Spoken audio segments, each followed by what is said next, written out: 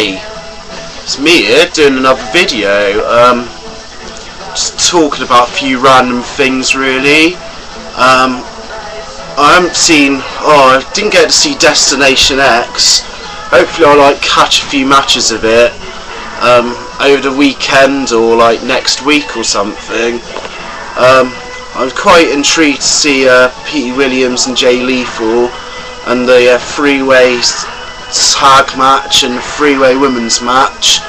But yeah, it looks alright, but from what I heard it wasn't that great, but I should judge for myself really.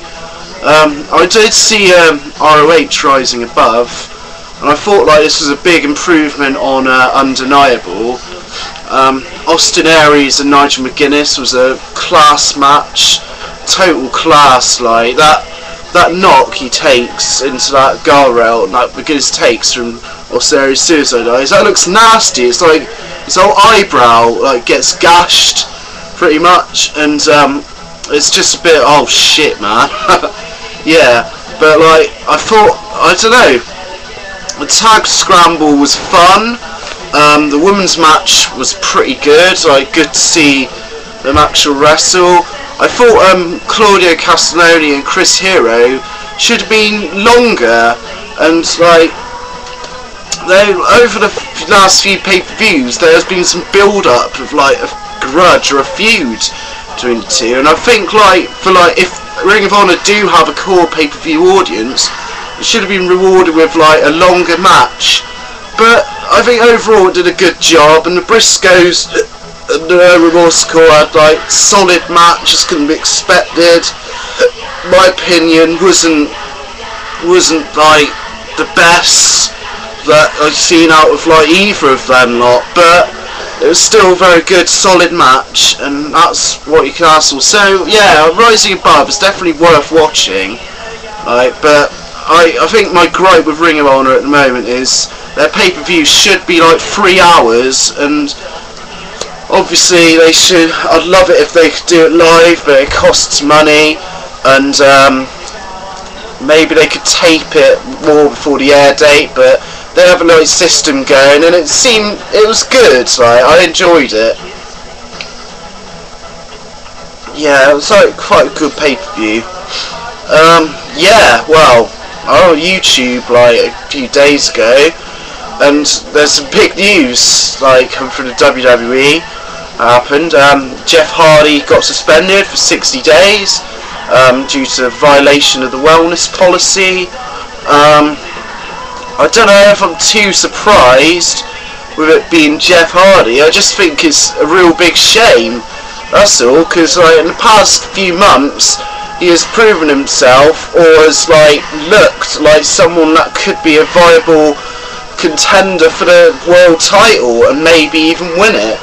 But obviously I think it was good to drop the Intercontinental belt, though in many ways it wouldn't have made a difference because that belt has seemed a bit invisible. So hopefully something will come out of Jericho being the Continental title, and there'd be some feud to have some other guy get to a certain level. But yeah, as far as Jeff Hardy goes, it has been reported apparently that he had a drinking problem. This surprised me a lot, considering I've heard he had a lot of drug use and that. And considering some of the crazy bumps he does, it's kind of no wonder that some people some of these wrestlers do resort to drugs. Not that it's an excuse or anything, but people find themselves in situations and there's pressure involved. Obviously, as someone in Jeff Hardy's situation, how he has been the past few months, I'm sure the pressure probably may have got to him a bit, and I heard he may have gone to rehab, and so I hope he gets some help and can overcome this. And if not, if he wants to get away from wrestling, continue his music career. I heard his band, it sounded quite interesting, It's got squeaky vocals, but hey, yeah.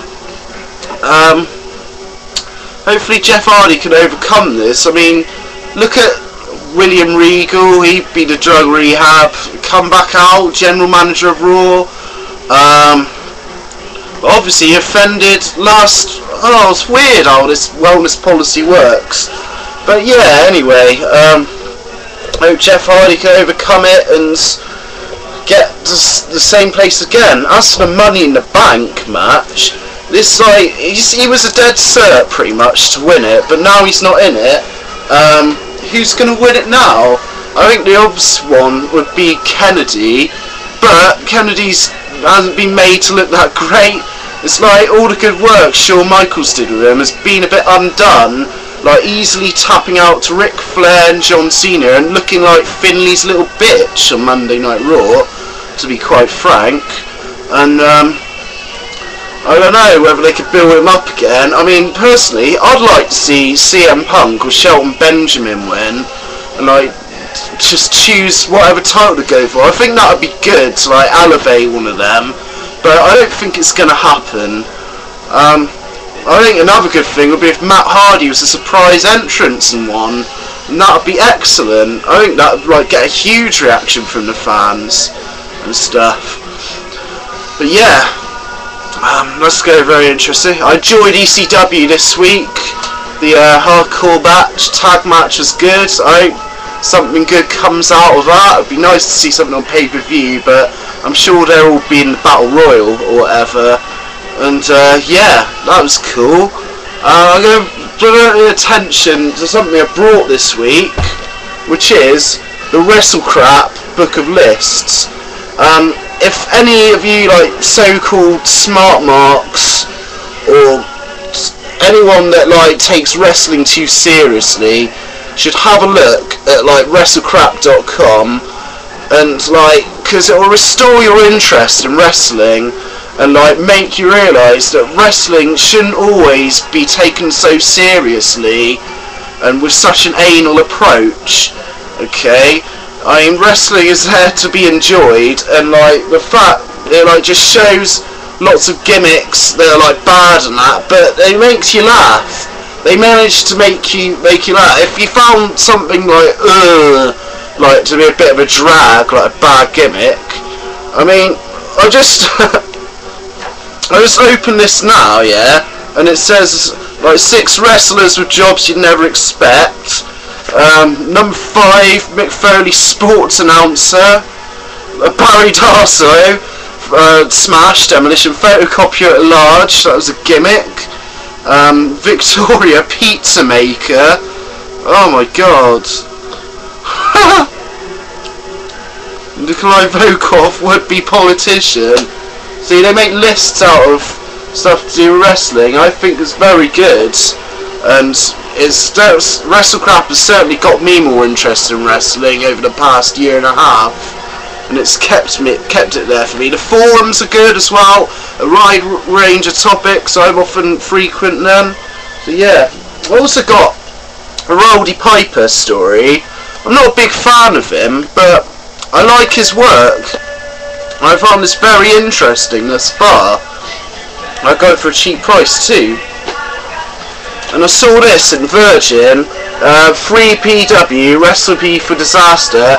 This was a promotion that came about after ECW folded. It has a lot of former ECW wrestlers.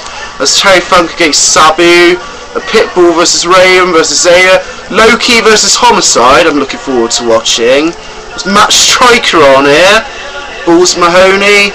Oh, bonus match, Kevin Sullivan against Abdullah the Butcher. I wonder what that's going to be like, but should be curious. Anyhow, this is just like a random vid that I'm just throwing out there, just because I felt like doing it. And yeah, hope you're all well, stay safe. May do vids soon. May do another Q&A if you want to send some more questions. I've got a few, but I may need more to do an actual Q&A vid. So yeah, go for it. Take it easy, guys. Have a good weekend.